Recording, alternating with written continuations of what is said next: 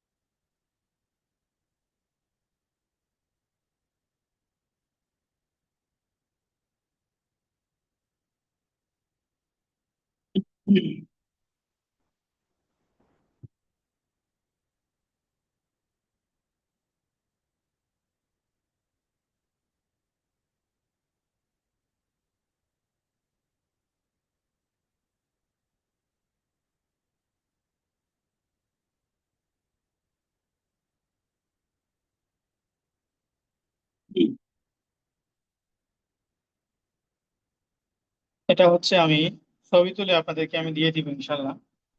তো কাজটা এটা দেওয়ার কারণে একটু পরিবর্তন আসছে, এটাই আমার উদ্দেশ্য ছিল। এক ভাই প্রশ্ন করেছিল যে গ্রাফিতি করার কোনো মিনিং আছে কি। গ্রাফিতির মিনিং বলতে এখানে আমি আপনাকে যেটা বুঝাবো সেটা হচ্ছে